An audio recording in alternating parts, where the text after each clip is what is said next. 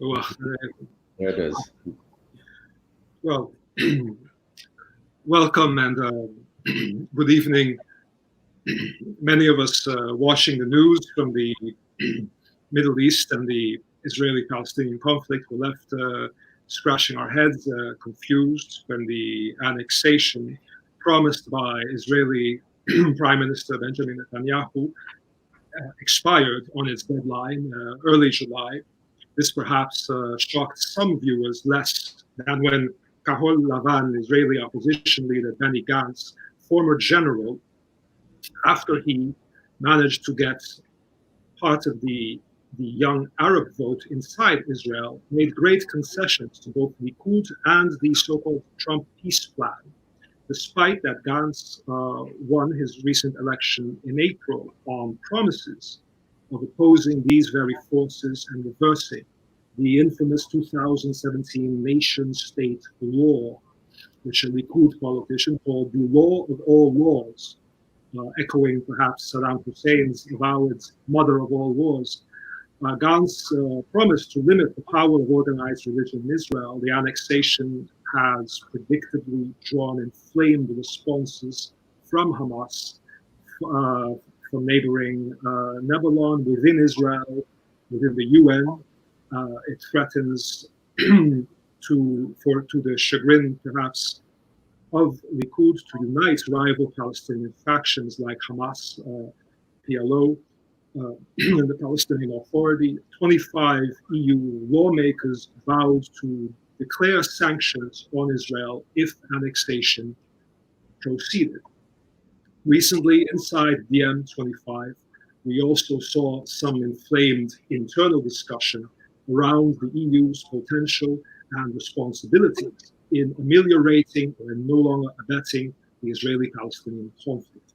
We can explore this and related issues tonight in this conversation with Dr. Mouin Rabbani, co-editor and co-founder of Jalaliya.com, which is a prolific, respected online source of Arabic and Middle East world journalism, as well as a scholarly, even literary news and debate website. A historian and political analyst, Mouin Rabbani, born in the Netherlands into the Palestinian diaspora, has edited publications like Al-Haq newspaper, co-wrote articles and books with the famous activist scholar Dr. Norman Finkelstein.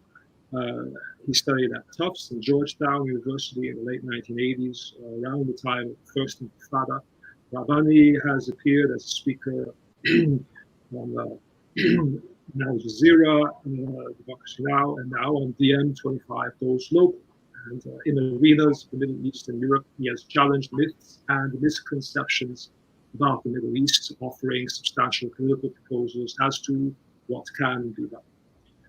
Rabbani also worked in municipal governments of the Netherlands, which has almost no comparison, I can imagine, to the politics of the Middle East. Welcome, Mouin, and if anything in that introduction has been completely off the mark or inaccurate. Well, thank you, Arturo, and thank you for your generous introduction. Perhaps two small corrections. I don't have a doctorate, and although I'm a co-editor of Jadiliya, I was not a co-founder of the electronic magazine, but thank you. Well, it's a pleasure to be with you. Yes. Well, in the Jalaliya.com, of which you are a co-editor, you have given a very extensive interview analysis as to different reasons why annexation was postponed.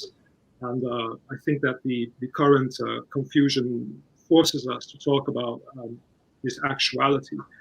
In this interview, very interestingly, you cited the upcoming US elections as considerations that Netanyahu is watching.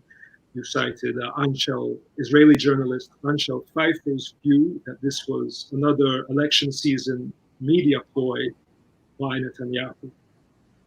To what extent would the threat issued by many EU member states and 25 EU lawmakers to impose sanctions in response to an eventual annexation?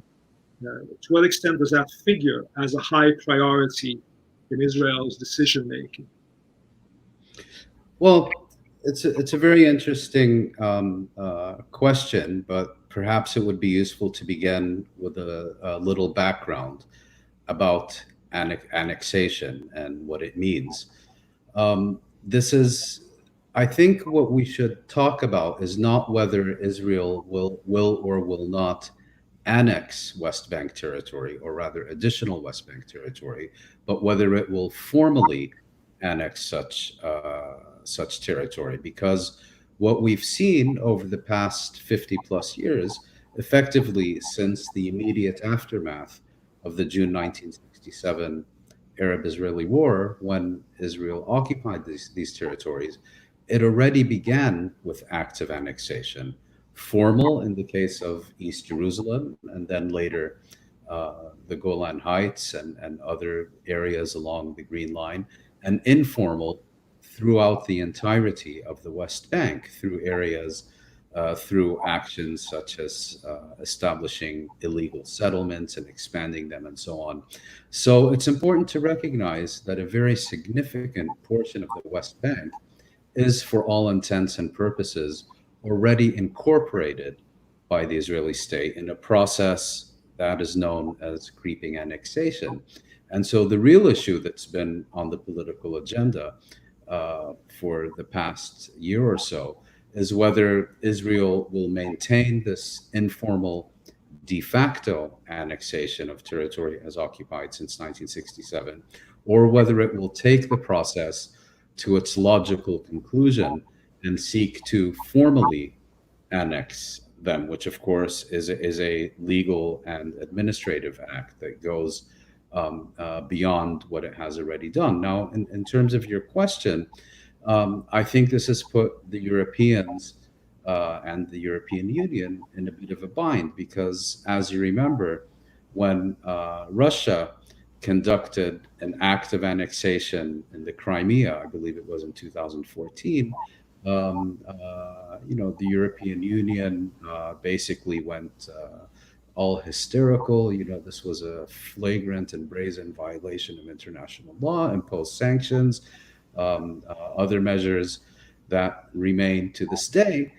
Problem now is they're faced with an act of annexation that on the one hand they don't believe in and they don't support and they don't like, but on the other hand is an act that is being carried out by one of the states that they have indulged perhaps more than any other over the past 70 years, and at the same time is an act supported by their chief international ally, the United States. Yes, please. Yes, sorry if I may interrupt. So it's an interesting comparison that you draw between the EU very consensual response to the annexation of Crimea by Russia, which is also very directly linked to NATO and to the willingness, I think, to be cohesive with American interests and mandates. But what about the Visegrad group, as they call it? So, like in the case of Russia, Hungary clearly has an anti-Russian rhetoric, along with Poland's. The history of Russia, the tensions of Russia, much more easily lead to a unanimity in the European Union, where people have varying. Yes. Well, this is exactly the point that I was getting to, is that when it comes to annexation by Israel, first of all, there is no European consensus, or rather consensus within the member states of the European Union. And a key reason is that this Visegrad group of right-wing populist nationalist governments basically see Israel as an ally and a model. And particularly Orban of Hungary has been running interference on behalf of his friend and ally, Prime Minister Benjamin Netanyahu of Israel, to ensure that the EU cannot adopt any resolutions by consensus. So again, getting back to your initial question, when there is no consensus, unanimity among the member governments of the EU, the capacity for the EU to respond to a foreign policy question is quite limited. The European Commission in Brussels has the authority, for example, to suspend or even revoke various agreements that are made between the EU as an institution and Israel as a foreign state.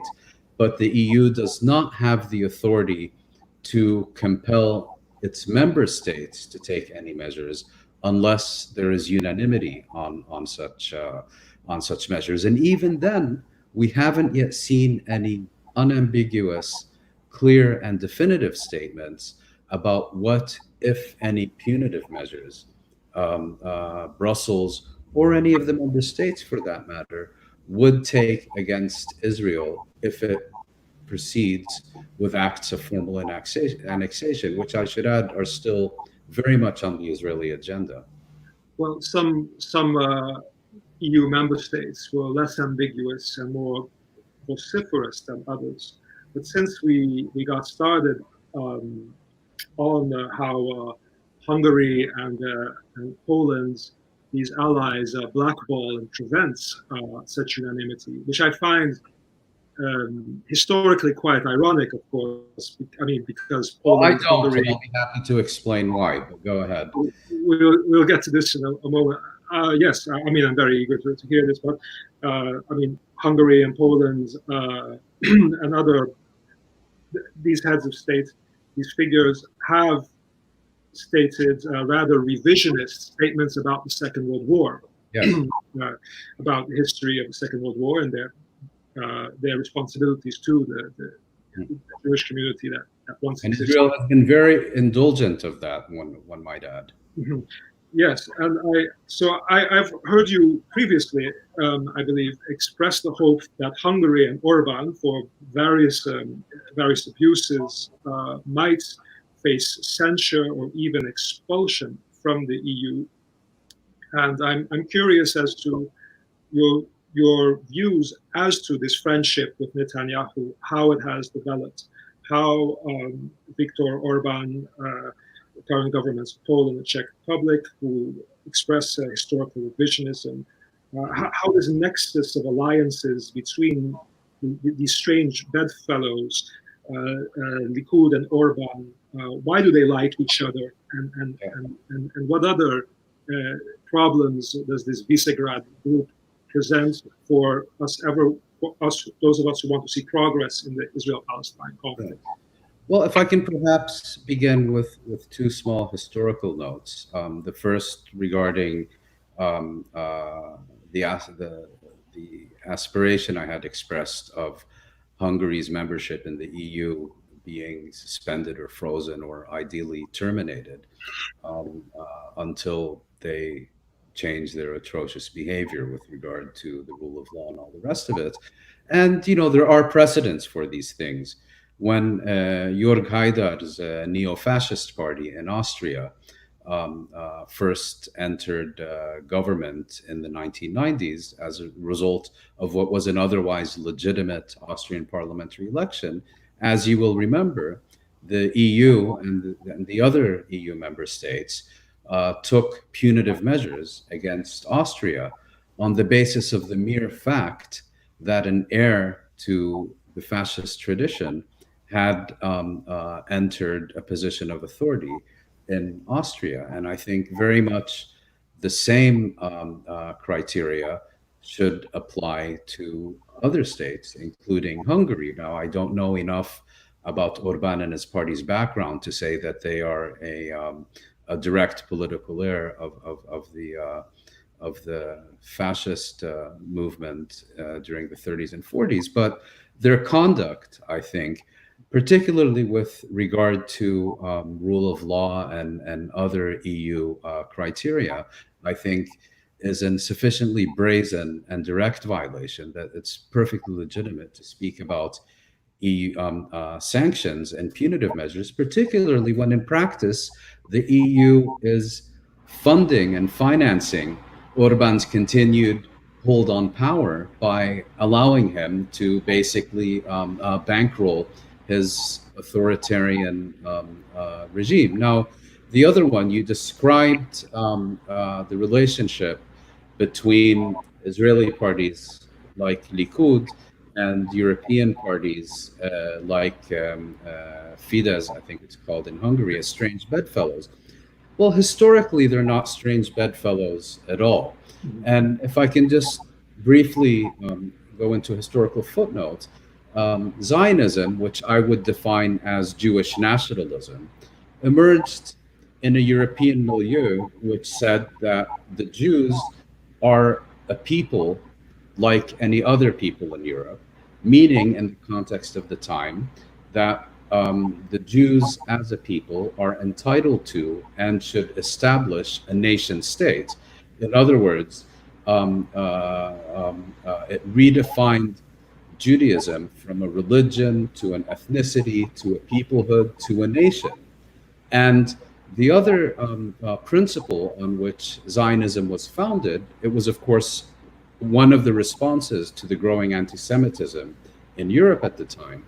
And one of the founding principles of Zionism was that anti-Semitism is a permanent and immutable feature of European political life.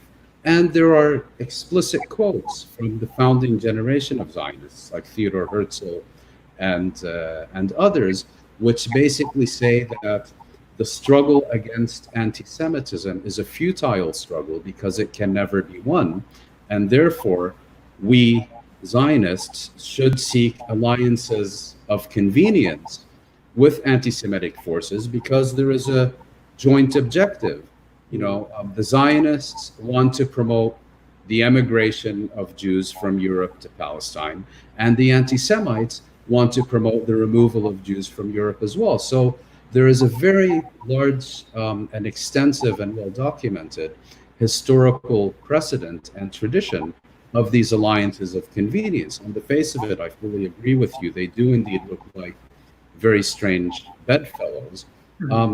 But in substance, they operate on the basis of shared agendas. Well, they do believe in the nation states in its romantic form. I suppose Jabotinsky definitely remains a model among Zionists for Netanyahu. So moving on to another theme or question. In public appearances and in articles appearing in Arab Reform magazine, you have said that you support the two-state settlement as a logical next step, and that ending the occupation now is the priority. But you do not support what you called earlier, not in Arab Reform, but elsewhere, the Mongol version of the two-state settlement as a fundamental ingredient in this peace process. Supporting this process at all once had a radical left aura to it, but since then it is received as conservative or as even Zionists by people who have read some spokespersons of BDS who I guess you might know well, like Ali Adinina or Ilan Pape from Israel. So can you explain for us, because this has also stranded many of our internal debates within DiEM25, can you explain what this Mongol version, as you call it, is, and where the rejectionism from the left, rejectionism from part of the Palestinian activist community like Hadimina, where does this come from? And I remember quite clearly how in around 2011 you had a face-off, a debate on Democracy Now, in which you defended, while he decried, an international effort to give Palestine an official member seat as observer in the UN. And so part of this movement was very much against it, and very much against all these paper victories. Yes. So where does this rejectionism come from? Well, let me clarify that as a matter of principle, and I've written this and stated it publicly elsewhere. as a matter of principle, it is indisputable that a one-state democratic outcome is very much the preferred resolution of the Israeli-Palestinian conflict. That's not something that I dispute or take issue with. Rather, the question is one of political strategy. Now, if you look at the realities in the Middle East, um, it's to me equally clear that if you're going to advocate for a one state outcome, that there is no political avenue to achieving that. The entire Israeli political elite and the overwhelming majority of Israeli Jews, from the extreme left to the extreme right, with very few exceptions, if there is one thing they are all agreed upon, it is maintaining or preserving the Jewish state. Now, do I agree with the preservation of a Jewish state? Of course not. But in practical terms, what this means is that if you want to achieve a one state outcome, you have to present a viable strategy for disestablishing Zionism from the Israeli state. And that means you have to present a viable military option to basically achieve victory, a military victory over Israel, because there is no political pathway to achieving a one-state outcome. Where, civil rights marches and demonstrations and intifadas are not going to achieve a one-state outcome. The only, in my humble opinion, the only method in which you're going to achieve that is through a decisive military victory over the state of Israel. Now, there's another issue, which is that if you look at the international consensus that developed during the 1970s, the international community has basically laid out what their consensus is, which is the inadmissibility of the acquisition of territory by war, the inadmissibility of annexation and all the rest of it, support for the inalienable right of self-determination for the Palestinian people.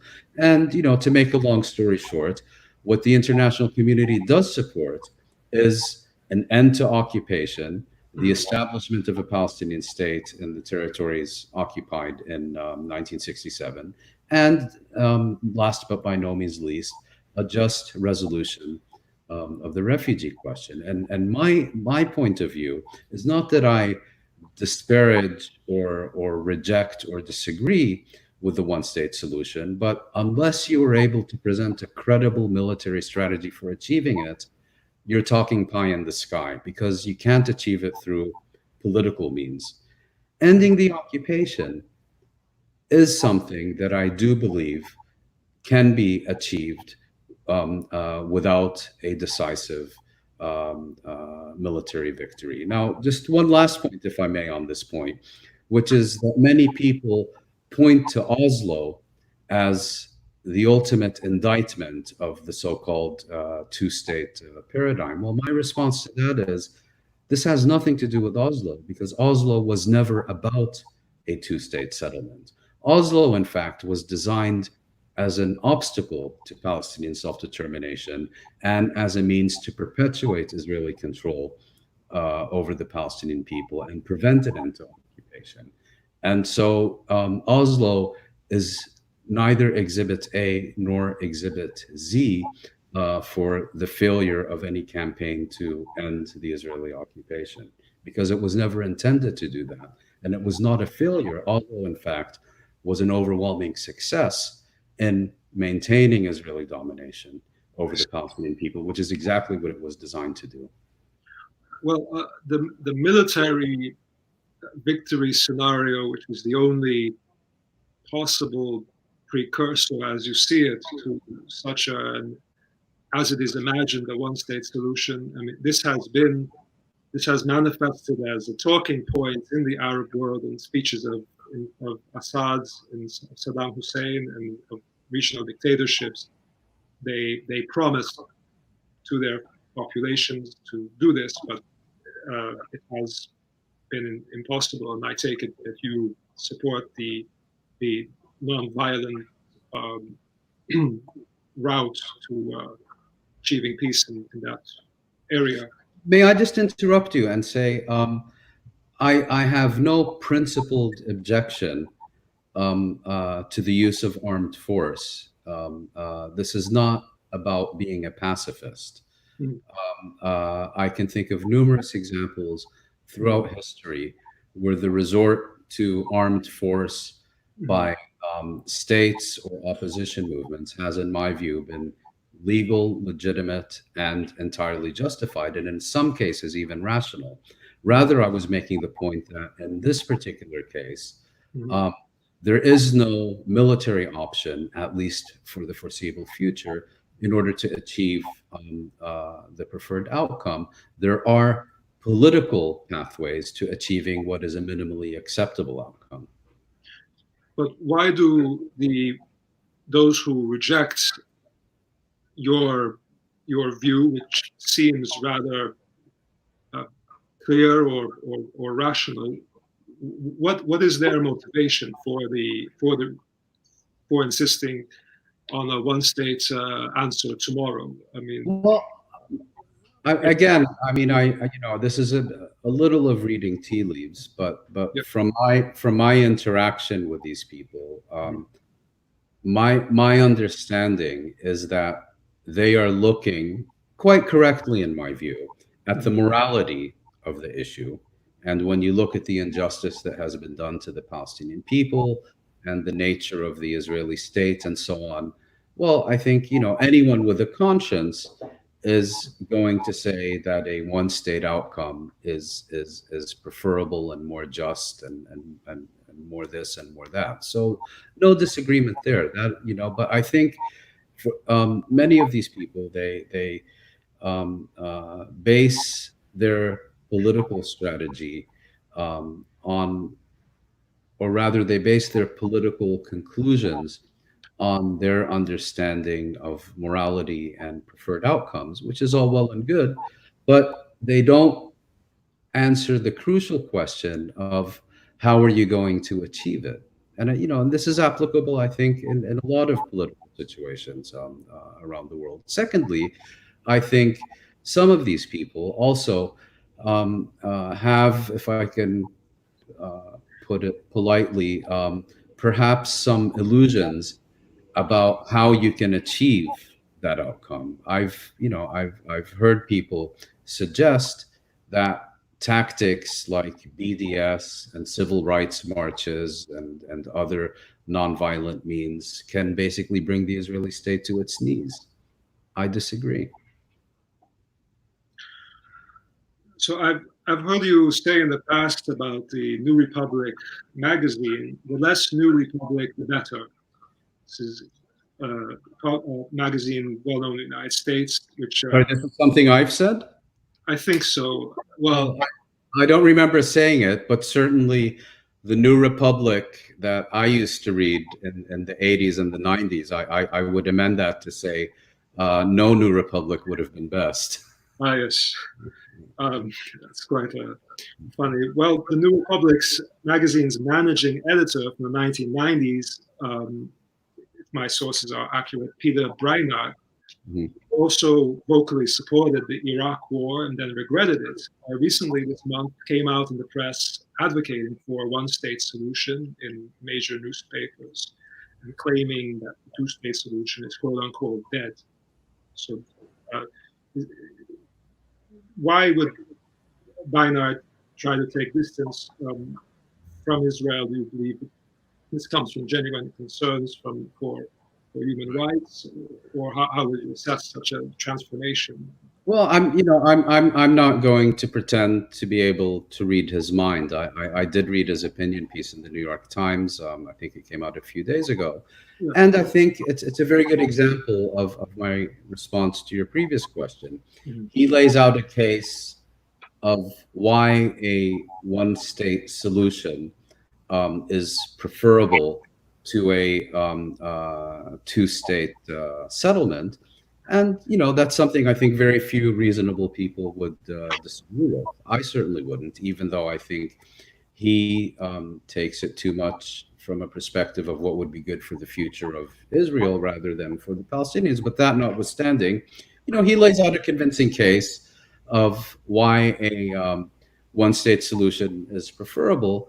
But the question isn't, do you prefer this or that? It's how are you going to achieve not only what you prefer, but anything. It's like, standing in an orange grove and saying that apples taste much better. Well, of course they do, but you're in an orange grove. So that's number one. Number two, and I don't mean this as a personal attack at all, but I've always had an issue with people who, when it really mattered, were all gung-ho for invading Iraq and destroying the state and its society and all the rest of it. And then only when things began to go wrong from their perspective, discovered that it actually wasn't such a great idea. They did make, you go back to the Vietnam War, all these people who had no problem with tens and then hundreds of thousands and then millions of Vietnamese and Cambodians and Laotians being, bombed into smithereens. But then when the cost in terms of the lives of American soldiers began to get excessively high, they turned against the war. Well, it's good that they turned against the war. And if they hadn't turned against the war, it might not have ended as soon as it did. But let's not give them any moral credit for a failure to do the right thing when it mattered. I want to talk to you about the Iran nuclear deal and the EU's role in that, or their sudden absence of that. You commented in the past on Obama's Iran nuclear deal. Recently, the New York Times and Jalariya.com, Middle East Reporter, reported that Israel planted a bomb, what was previously thought to be a cyber attack, in an Iranian nuclear site last week. This perhaps recalling a historical precedent, the Israeli attack on Saddam Hussein's nuclear reactor in the time of Menachem Begin, called Operation Opera, long ago. Recently, we have seen the EU respond in a very obedient, conciliatory manner to Trump's White House, despite their initial condemnation and rejecting of Trump's attempting to sabotage and attack the Iran nuclear deal. We saw some defiance from Germany at first, from Angela Merkel, but acting almost as if they had no choice, no way out of Washington. They comply. Is the EU simply being spineless, or does the EU really find itself in a catch-22 situation when it comes to upholding what they signed on to during the Obama era? Do they face that much to lose by defying the US and the White House here? Yeah. Sorry, were you done? And well, most importantly of all, how can the EU defy the US? How should they behave when it comes to this lack of consistency with what they signed on to when it comes to Iran and the crippling sanctions now? Well, it's one of the key international questions of our time, is that whatever one may think of the JCPOA, the Iran nuclear agreement that was reached in 2015, it was a success for diplomacy. And according to most analysts who are specialized in the subject, it most likely averted what would have been yet another war in the Middle East, and one that was most likely to be considerably more devastating than the war in Iraq. Now, part of the problem is in the design of the agreement. The agreement was designed so as to account for eventual acts of Iranian bad faith. It completely ignored what actually happened, which was the total absence of any good faith by the other key party to the agreement, which was the United States, after Team Trump took over in January of 2017 and began basically doing everything possible to undermine the agreement, then withdrew from the agreement as soon as John Bolton became National Security Advisor. and is now basically it's now doing two things. It's trying to make it impossible for the other parties to the agreement, primarily the Europeans, to continue with their commitment to that agreement. And I think it's also seeking to accelerate the push towards what could very well turn out to be a armed confrontation with Iran during the remainder of this year by, for example, the assassination of General Soleimani in January, the so-called maximum pressure campaign, and so on. But anyway, getting back to your question, I think, I don't mean to underestimate the size of the challenge, because the United States, does to a very significant degree control the international financial system, and so on. And so defying the U.S. is no trivial matter. But what had been suggested for some time was that the EU or European states pass laws similar to laws which exist in other countries, which would make it a criminal offense for companies and corporations operating within the EU to play along with sanctions which are not part of European legislation. In other words, please, did you... So is there a threat on the future horizon of consequences for these multinational corporations which cooperated with illegal sanctions coming? No, but that's the problem. I mean, put yourself, and I hope, this would never happen, but put yourself in the shoes of being the CEO of a major European company or corporation. How much, even if you're allowed to freely conduct business with Iran, how much of your revenue is that going to generate compared to the revenue that you generate by either being able, to conduct business in or with the United States, or by not being sanctioned by the United States? So, Iran is not worth it for most of these companies. But if they were threatened with prosecution for basically participating in illegal sanctions, then many of these companies wouldn't have to make that choice themselves about whether or not to conduct business with Iran. And my understanding is there had been such proposals on the European agenda at some point, but they fell away. But now the other key issue coming up, I think, in the next month or two, is that the United States, which made a very public display of proclaiming its withdrawal from the Iranian nuclear agreement, is now seeking to reimpose an arms embargo on Iran via the United Nations Security Council on the grounds that it is still part of that agreement. And that's become a major issue of European American contention. And so I would say that this issue will also help us do a proper examination of how much bone is left in the European spinal column. So there's a mix of lassitude. On the one hand, the EU could hold businesses to account for obeying illegal sanctions. On the other hand, the EU has for decades gone down the path of Thatcherism, of non-interference in corporate decisions, laissez-faire. And on the other hand, there's a bureaucratic consideration. Can I interrupt? Because what you've said is not entirely correct. I don't remember the precise details, but I do know that at one point, the United States began sanctioning European companies that operated in Cuba on the grounds that they were dealing in property or whatever that, according to American law, had been illegally nationalized by the Cuban government after 1959.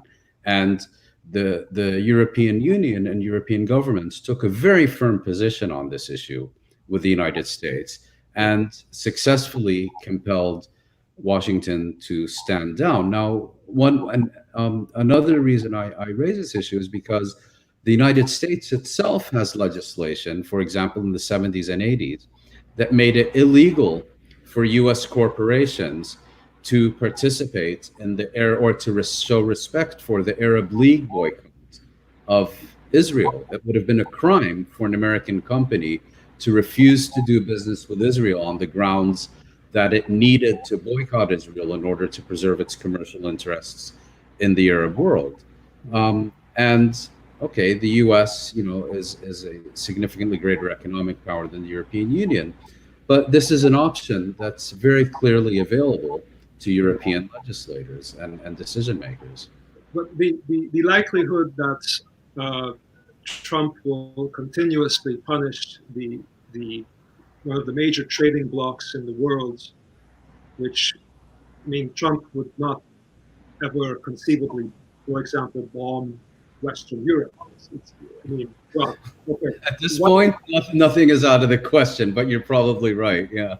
I mean, with being the most affluent region in the world, except Western Europe is in every position to stomach, to take some kind of economic consequence in order to maintain rule of law.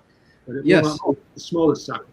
Yes, you're right. But the problem here is that the problem has been shifted onto the decisions of individual European companies and corporations.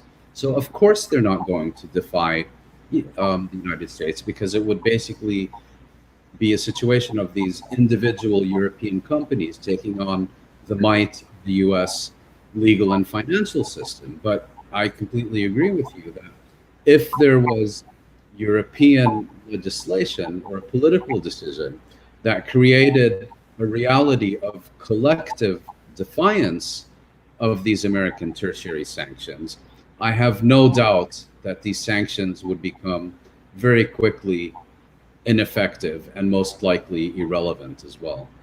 Impossible to respect, because Western Europe has the most respectability in the world of trade, apparently. Yes, well, we'll move on to another question. A topic we often discuss in DiEM25's discussion group for imagining an alternative foreign policy for the EU, which I represent the interest of that group in this interview of you. A topic we discussed there concerns how the EU should stop the unbridled flow of weapons. Since flow of weapons, you said? Yes, weapons manufacture, arms trade, and transaction. And this inevitably bears upon the Middle East, where various, I think there was a study on jadaliyah.com, what Europe owes Syrian refugees, that explored how much revenue each country got from selling weapons to diverse factions in the Syria conflict. But Syria being the complicated maze that it is, we won't enter that in this conversation, though I know you have much to say about Syria. Now, Germany and France have official guidelines, according to Deutsche Welle, perhaps guidelines also in legislation, but I'm not sure, I don't know, indicating they should not sell or supply weapons to any third country, as they call it, which is currently embroiled in conflicts with neighbors. So one would think that would prevent dealings with states like Saudi Arabia, Israel in the midst of these conflicts, or even Egypt today, as Sisi persecutes his own people in this matter. Some of these states have officially a position of insisting they do not know whether Israel has a nuclear weapons program. What do you think is the real reasoning behind all this confusing messaging? On the one hand, they're not supposed to supply weapons to countries engaged in wars or conflicts. On the other hand, clearly they find a zone of exception. Is it even, and I would add this question, if it's not too much, to that, I would relate it to the next question: is it even realistic for citizens' initiatives like ours to want to successfully pressure representatives in the EU to stop this weapons supply sales, whether it's to Saudi Arabia, whether it's to Israel? What legal mechanisms do you think we could use to stop countries in the EU from doing this? Is the ICC, the International Criminal Court, a possibility? I hope that I did not ask too many questions conflated into one for you. Well, perhaps to answer your second question first, that I think, yes, citizens' initiatives can be very useful and can also be effective if it comes to specific individual arms transactions that may be able to be stopped through sufficient public pressure that then translates into pressure on the government through parliament and so on. So it's something I would certainly support and encourage. But I think in the broader picture, the arms export policies of many of these countries, of most countries, should, I think, primarily be seen not only as a commercial venture, but as a reflection of the foreign policy of the states and governments concerned. And so where I think the real change needs to come ultimately is not in the field of export licenses and these technical details, because it's ultimately a political issue, but in how these countries approach foreign policy towards the Middle East. Do they think Israel basically, even though they may not agree with it, essentially has a right of impunity in its dealings with the Palestinians? Well, then of course they're going to continue selling weapons to Israel. Do they consider having good relations with Saudi Arabia because of its role in the global energy supply and its role as a market for their goods and services? Well, what's going to stop them? They're not going to jeopardize that by suspending weapons. So it's really, I think, a matter about how these states and governments orient their foreign policy that ultimately will determine their policies on arms sales and exports. And thus far, their foreign policy seems very much married to United States foreign policy.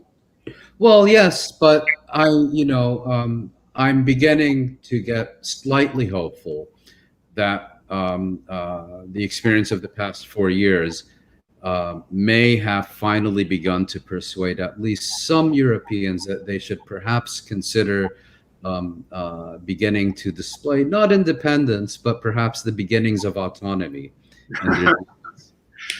with the rest of the world.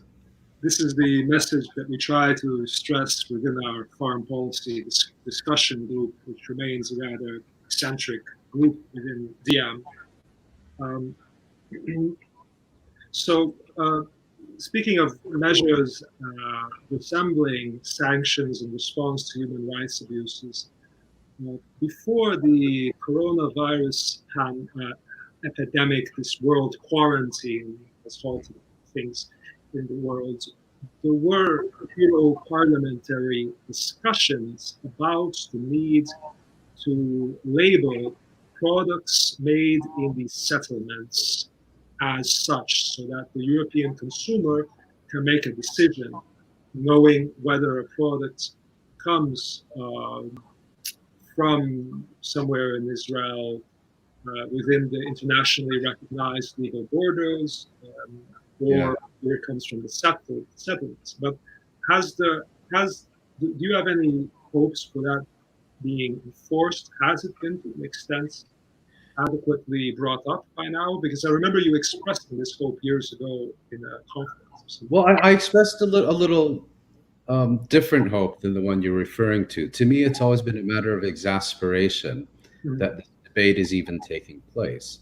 I mean, the debate within Europe has been going on for decades about whether or not products that come from settlements that are illegal under international law and are considered illegal by the Europeans themselves should enjoy the same preferential access to the European market as Israeli goods. I mean, when was the last time you went to a jeweler and saw something properly labeled a blood diamond? Of course, you're not going to find it because their very presence in the European market is considered illegal. So, I find this debate to be quite a diversion, where I think the real debate should be applying the rule of law and ensuring that these products enjoy zero access to the European market. Because again, this is, one of the manners of European complicity and what we've been seeing. Because by allowing these products access to the European market, whether preferential or otherwise, the settlements remain an economically viable enterprise. And like many corporations in the world, under the state, they receive a subsidy also, their enterprises from you. Yes, you mean from the Israeli government? Yes. Well, and that's one reason that there may be this view that that the overwhelming majority of settlers there are either religious or nationalist fanatics, and that's the only reason they're living there. For a good portion of them, that's certainly an accurate description. But if you look at cost of living indices and so on, for many Israelis, it's actually cheaper to live in the settlements because of the subsidies, and you enjoy a higher quality of living at a cheaper price. Now, unless you have a well-developed conscience, which is in increasingly short supply in Israel, who would say no to that? Well, a great number of what they call the Ultraorthodox or the Haredi, they're blamed by the secular part of Israel for their total non-participation in either the army or the settler movement. Yes, but that's beginning to change in terms of both their participation in the Israeli army and their participation in the settlement enterprise as well. But it's worthwhile, I think, to point out, as you imply, that this entire thing, that we call the occupation and settler colonialism and settlement expansion and so on, has been an overwhelmingly secular project by the Israeli state, with religious overtones, to be sure, but it has not been led by the ultra-Orthodox groups. So the left, what they call the left, or the secular establishment, made an enormous, very ambiguous compromise to Yes. include. So you have often criticized the Egyptian Sisi regime, or junta, military junta, as an enemy of the Palestinians and Gaza especially.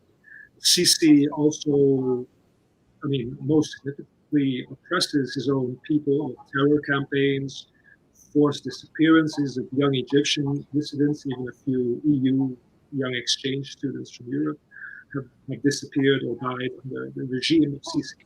How is Sisi dependent, in your esteem? I hope we're not straying far from your, I hope we're not straying from your area, but how is Sisi dependent on the EU investment in his regime in Egypt shortly? And how does that also worsen the plight of the isolated Palestinians in Gaza, as they primarily suffer from his... I'm not sure I understood your question. Is it how is Sisi dependent on the European Union? Was that your question? Yes, on support from the European Union. Well, if you go back a few years, the initial European response to Sisi's coup and horrific abuses of the Egyptian people and so on, initially the Europeans were quite cool to Sisi.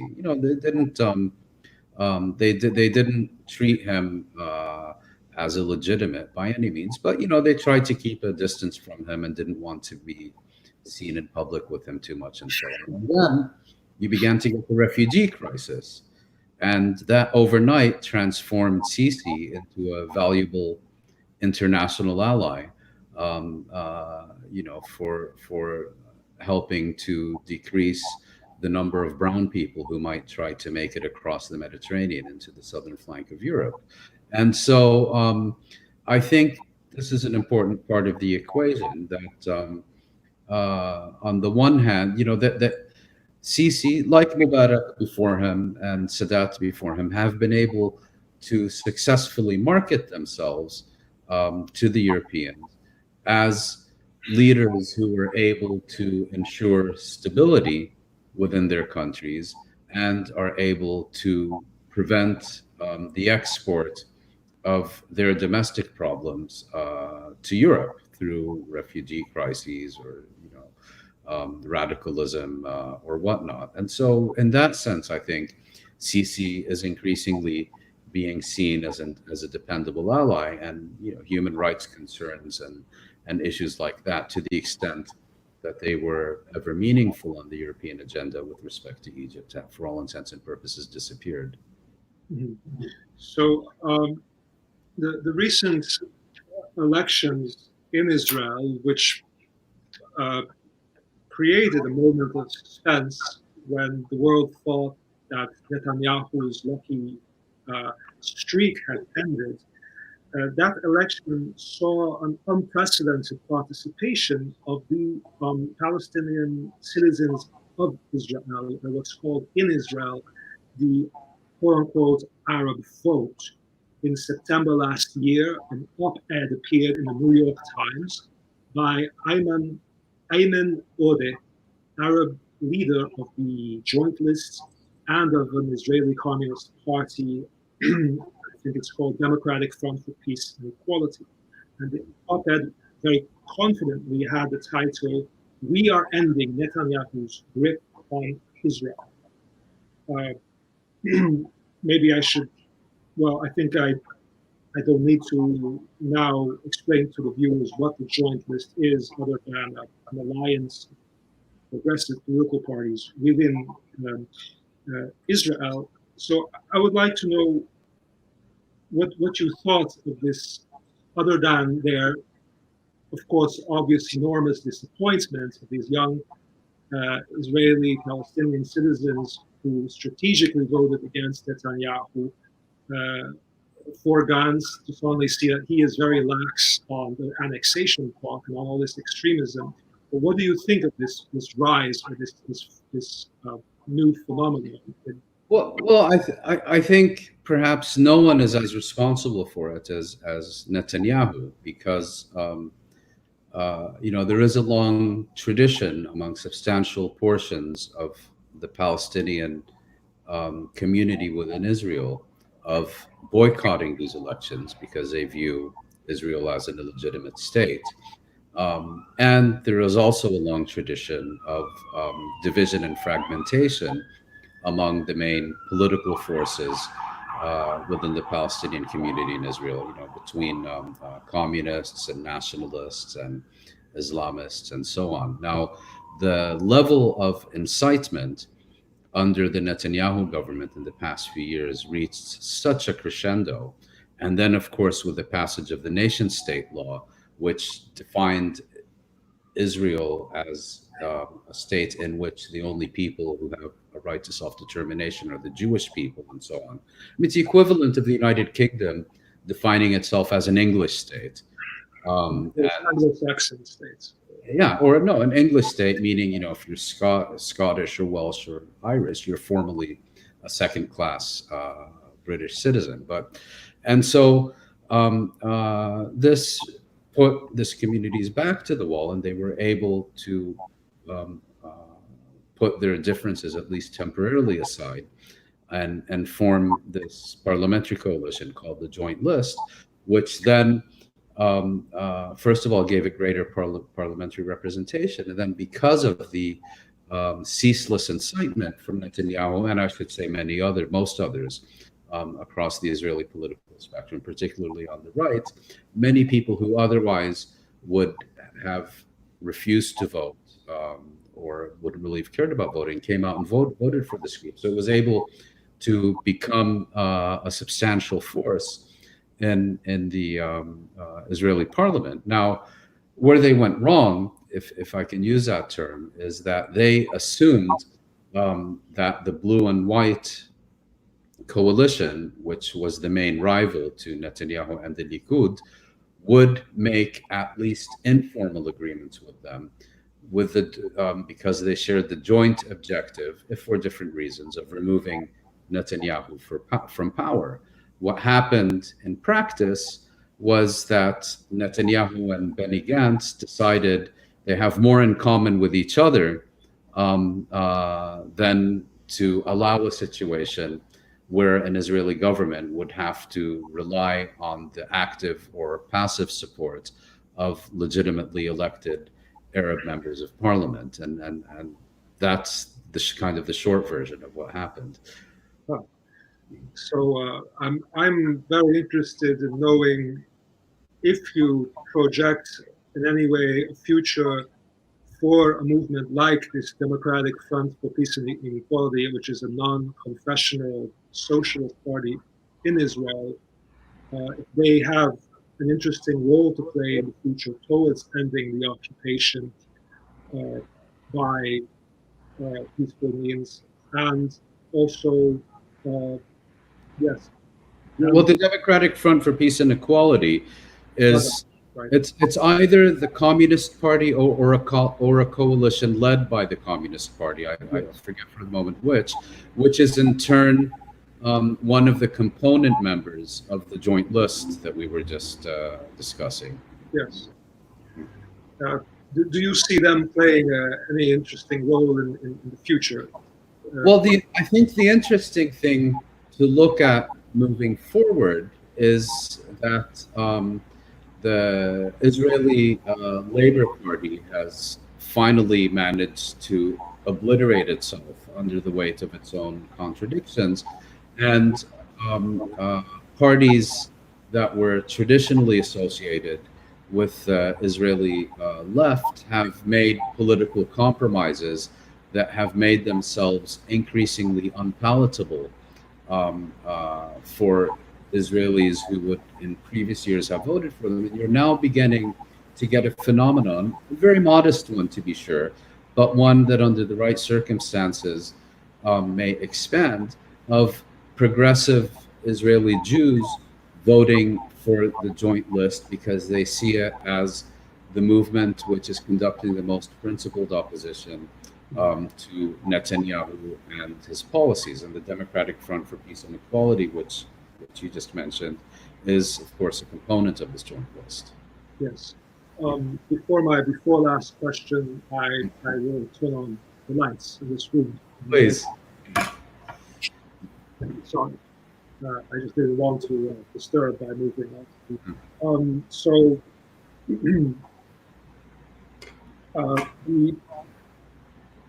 how has the threat of annexation and other provocations from Likud, from the Israeli government, from altogether, not specifically Likud, how have these disappointments and how has the shock of the annexation, if it was a shock, potentially united different factions, political factions in Palestine, or not? And what can you tell us? This is a very question describing the Palestinian political landscape now in the occupied Palestinian territories would be, I'm sure, quite extensive subject matter to explore. Well, sorry, were you done asking Yes. a question? Did I cut you off? Yeah. Well, unfortunately, I've seen only the most limited indications that the rival Palestinian leaderships and the political forces they represent have shown themselves capable of rising to the occasions and recognizing that the current situation represents a collective existential threat to all Palestinians, and on that basis trying to work out at least minimally acceptable alliances of convenience, to say nothing of restoring national unity. So again, I've seen very little indications, and I'm very pessimistic that over the short term, these groups and leaderships who are now increasingly heavily invested in their division and the benefits it offers to each of them, to see them rise above the occasion, unfortunately. So there is a leadership void currently in Palestine. Well, in terms of formal leadership, it's there. I would say more of a leadership crisis, yes, and the absence of leadership that is considered even minimally legitimate by a growing proportion of Palestinians. You are referring to the Palestinian Authority or also other established security? Well, primarily to the Palestinian Authority, but I think that description is increasingly applicable to others as well. Mm-hmm.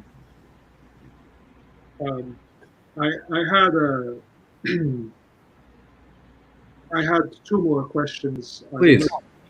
Well, but if you would prefer to take questions from the audience, but we do have some time. So let's talk about UN reform. Hello? I don't see your side of the screen now.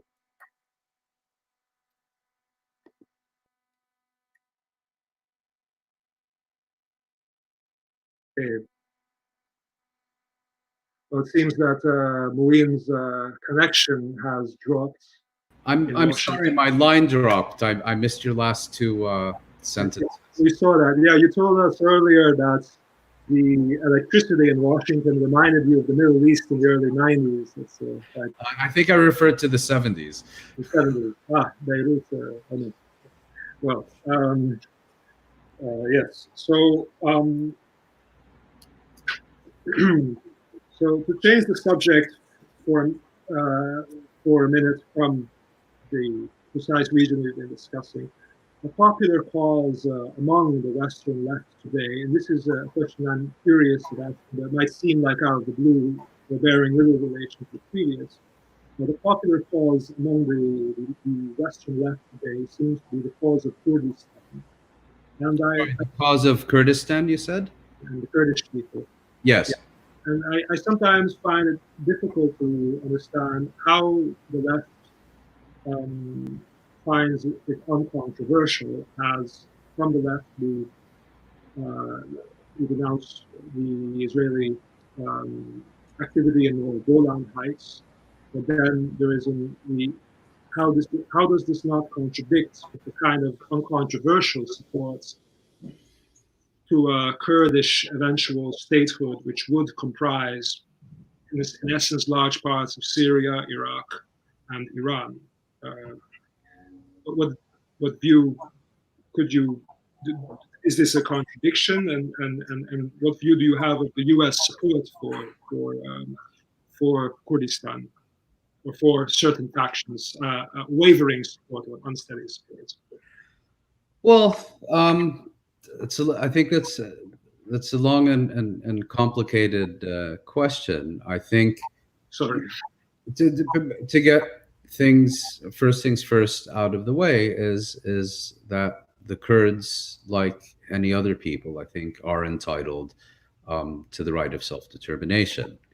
But whether that in their individual national context means they also have an inalienable right to secede from the states in which they live is, I think, different and much more difficult question to answer, because then it also infringes on the inalienable rights of those who live among them, and questions of borders and the regional system and so on. So I think one needs to proceed from this question of affirming their rights, but also recognizing the complexity, particularly when you have a people that is spread over 4 states in the region. A second point I would make is that the Kurdish establishment leadership since the Second World War has shown itself to be catastrophically opportunistic. And I think the main victims of its opportunism have been the Kurds themselves. Now, at a certain level, one can understand that in certain periods they were experiencing levels of desperation that perhaps for some would help explain why they sought alliances with people like the Shah of Iran and Israel and Kissinger and so on. But they don't seem to have recognized, the catastrophe that these that these alliances have brought on them.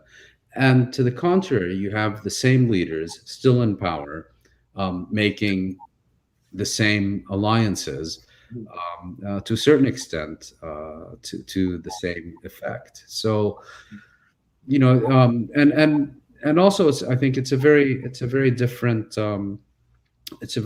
context, between Iran and Turkey and Iraq and Syria. What we don't know is to what extent do these different Kurdish populations, want to live in an independent Kurdish state that encompasses all these Kurdish regions.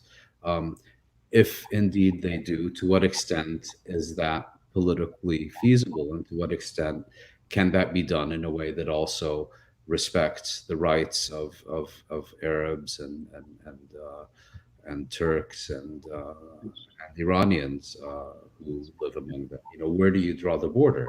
Think of the question of Kirkuk in Iraq, for example. I think the one thing that can be said with certainty is that the involvement of foreign powers in the Kurdish question has been catastrophic for the Kurds and has not served them well, and that we need to find mechanisms and formulas by way of which issues between these various Kurdish populations and the states in which they live can be resolved without foreign agendas intervening. Yes, certainly the region is sufficiently fragmented as it is at present. I have one last question. Please. Before we continue to tire our dear guests, and then we will open to questions from the audience if these arise. UN reform is a topic we've begun to talk about within DiEM25 because it does seem UN reform? United Nations reform. So is discussed by who? I'm not sure I heard you correctly. Within DiEM25, among friends and comrades within DiEM25, we discussed the topic of different visions for UN reform in order to make the UN less bureaucratic and more effective. And I remember you have also pointed out how some UN Secretary Generals like Ban Ki-moon had a mediocre performance compared to predecessors, which allowed certain bloodbaths, like in Syria, to get worse.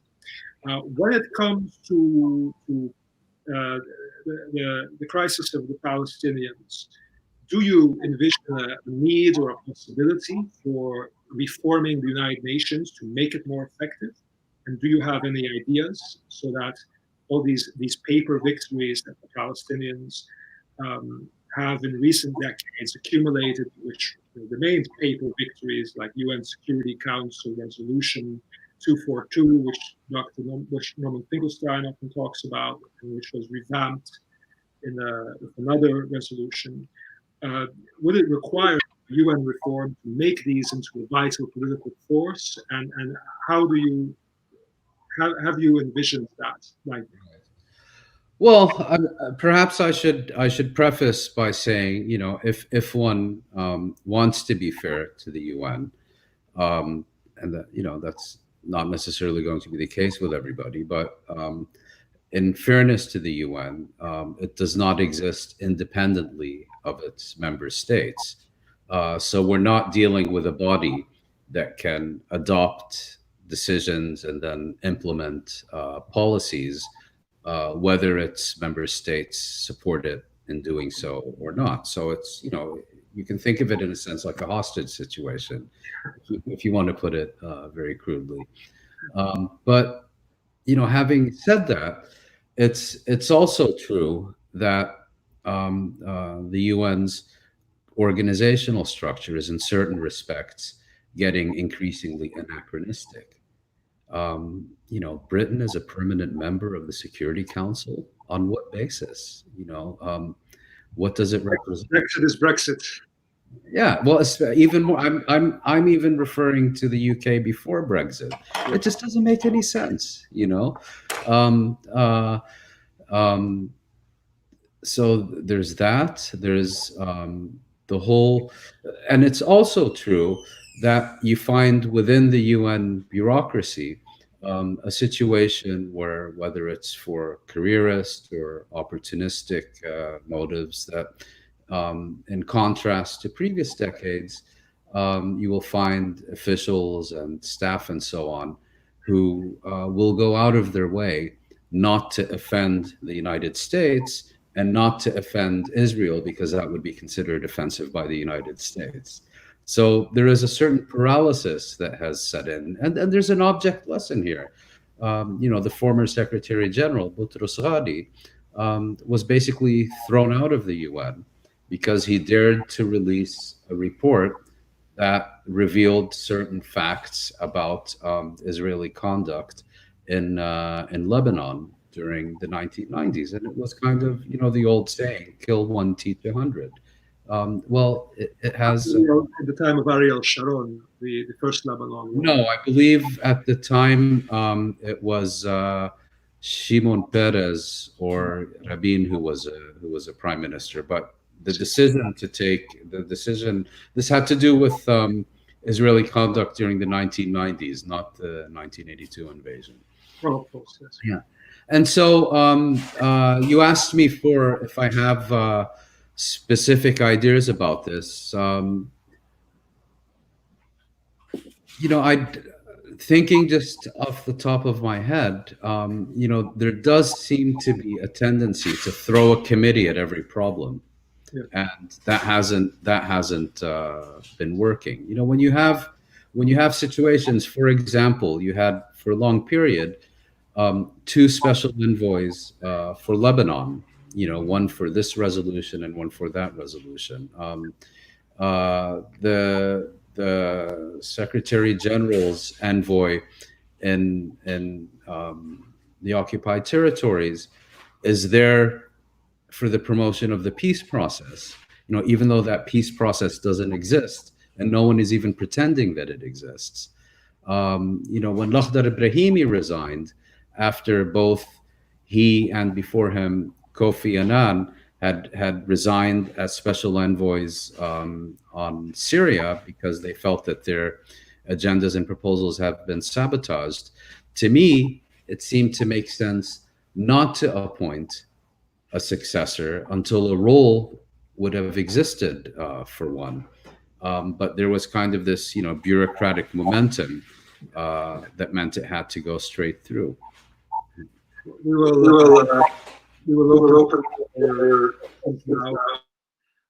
Hopefully, we had a long and drawn-out interview, which will go viral forever, I hope, but or for a while it's still relevant.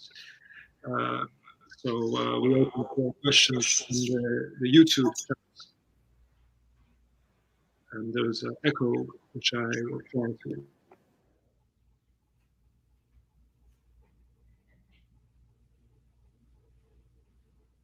I can't hear you. So, a question from Mohammed Tahir Nahas, a Lebanese member of DiEM. Netanyahu's son stated that he wants to see a Christian Europe again, with the current tensions between the EU states and right-wing claimants taking power. I don't understand this as a question.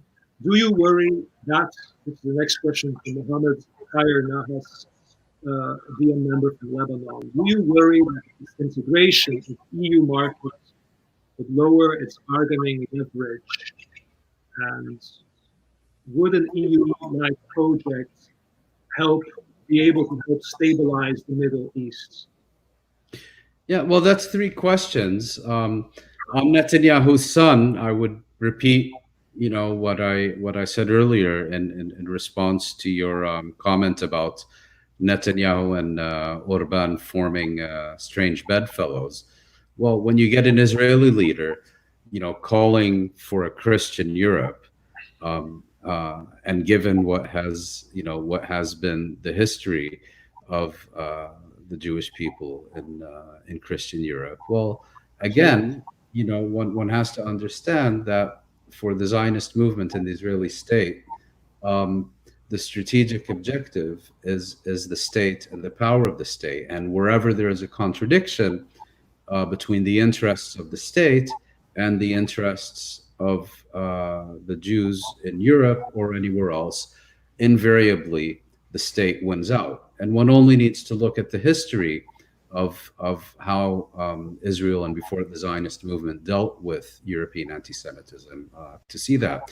In terms of the disintegration of the EU market, I'm not sure that market has disintegrated, but to the extent that it has, obviously, the more unified that market is, the more powerful it is going to be in the global arena. You mentioned Israel's history of dealing with anti-Semitism in Europe, but also during the 70s, Menachem Begin was very eager to sell weapons to the Argentinian and Chilean military dictatorships, who were openly anti-Semitic and tortured many Jewish intellectuals and dissidents. So here's another question. Would regional co-ops of countries, thus creating a large pressuring group, such as the African Union or the unions of South American countries, I suppose he's referring to Mercosur, would that possibly lead to redistribution of power in the UN? Well, so far it hasn't. And also, I think, when you look at regional groupings, whether it's the African Union or the Arab League or Mercosur or whatever, they do not represent a unified political agenda. I think that's been one of the strengths of the European Union, which is, while there has been only limited political integration, economic integration took place at least on the basis of political alignment. Now, that political alignment is obviously not, what it was in years past with the Visegrad group and so on. But when you look at these other regional groupings, for example, the Arab League, it contains, or it used to contain, blocs that were virtually at war with each other, and I think you can say the same about some of these other regional groups. But to the extent that they can unite on these agenda points, I don't know enough about UN bureaucratic procedures that would allow them to increase their powers or change the current distribution of power within it. But yeah, that could be one effort worth pursuing. You sound like what Gramsci called a pessimist of the intellect, optimist of the will. Well, I think it's more ignorance of bureaucracy that produced my response. Now we have a question from Alex Tiffin, who I believe is either from UK, is from England or Scotland. What do you all think will occur if and when Israel carries out annexation? For example, on the ground in Palestine and Israel, will Jordan do anything, and the international community in general? Yeah, at this stage, I'm not very optimistic because Getting back to your first question, I think the Europeans gave very clear signals to the Israelis that this is not something they want to see happen. And the annexation did not take place on July 1st.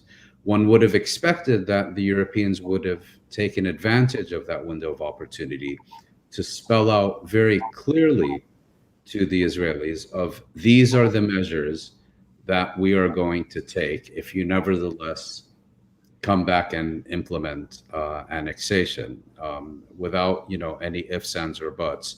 These are the punitive measures that you will be compelled to endure, and they haven't done that. There's a confounding silence. Yeah, well, not entirely, but nevertheless, the vagueness of the initial response has persisted. Maybe the Europeans are hoping that annexation is now off the agenda, particularly because Trump is weakening and may no longer be around in January. But for whatever reason, I think it's a genuine lost opportunity that the Europeans, who, after all, are Israel's largest trading partner, are not taking advantage to do what they can to prevent annexation, because they will have to deal with the consequences of it. Yes. Including in Crimea, I should add.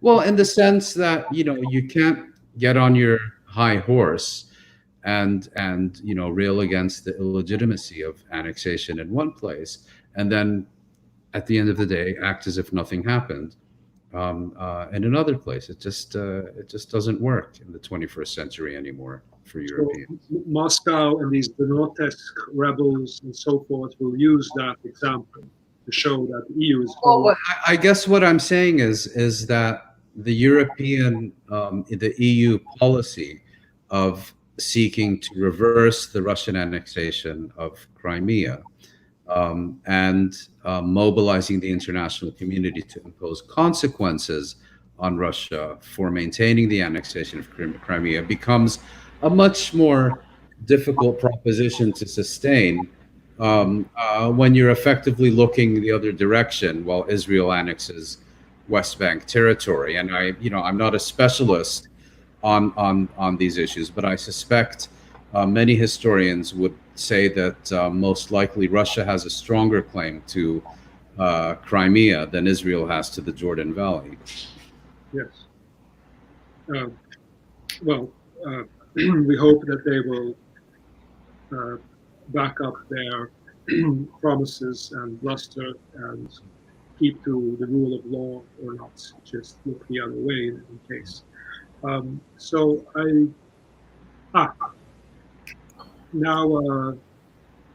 nearing the very end, I guess, of the session. And there is a question, and I think you answered it at the beginning, so I don't want to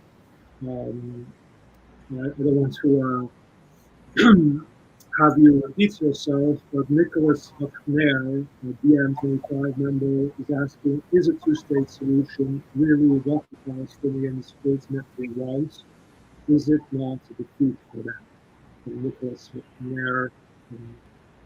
Well, you could make the argument, theoretically, that anything other than a restoration of Palestine to full and exclusive Arab sovereignty is a defeat for the Palestinians. And again, I would repeat what I stated earlier in response to your question, Arturo, which is that to me it is indisputable that the best and most just outcome, certainly over the longer term, would be a single democratic state in which Palestinian Arabs and Israeli Jews live in individual and communal equality.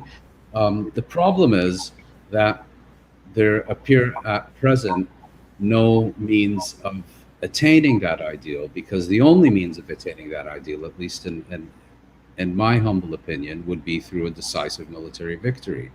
And therefore, while we may hold on to this ideal, we also have to see what possibilities do exist that are short of absolute justice, that have a realistic opportunity of being attained over the foreseeable term, that can provide at least partial justice and partial relief to as many Palestinians as possible. I think, and I, by the way, I have, in the current context, I have some difficulty with this whole debate over one versus two state solution. As I've written elsewhere, it reminds me a bit of a condemned prisoner the night before their execution, agonizing over whether to spend the next summer holiday on the French or Italian Riviera. I mean, you know, the operative reality here is that neither a one nor two nor three state solution is being offered to the Palestinians. I like to think of it more as there is a realistic prospect if the Palestinians are able to rejuvenate their national movement and play their cards right and mobilize their allies and ensure that those who are not their allies either get on board or get out of the way. There's a realistic prospect of an effective and even successful campaign against the occupation that does not require military resources that neither the Palestinians nor the Arabs nor their allies currently possess. No. But is a two-state settlement, does that offer the Palestinians less than a one-state solution? Of course it does. Does it represent a defeat? Well, relative to absolute justice and relative to what the Palestinians are entitled to, yes. You know, relative to the reality in which they presently find themselves, it would not only be a significant step forward, but the other reason that I think a successful campaign to end the occupation could be meaningful is because it could have a transformative impact on Israeli-Palestinian relations, and particularly on the internal domestic political equation and balance of power within Israel. And this could have a long-term, step-by-step Yes. process where we would all want to go just a borderless, larger borderless region.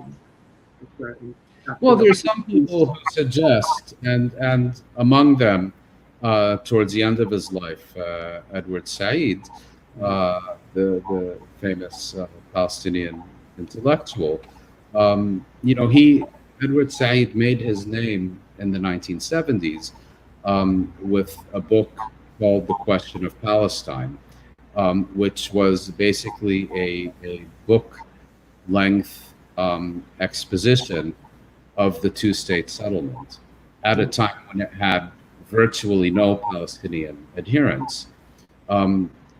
He opposed Oslo in the 1990s, not because it would lead to a two-state settlement, but because it obstructed a two-state settlement and would make it, in his view, impossible. And on that basis, he then became a convert and a very eloquent advocate for the one-state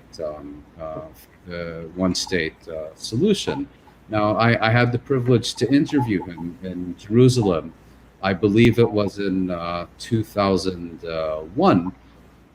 And when I asked him about this, I said, you know, so are you saying that, you know, the struggle for one state means that Palestinians should abandon the campaign against the occupation? And he said, no, to the contrary.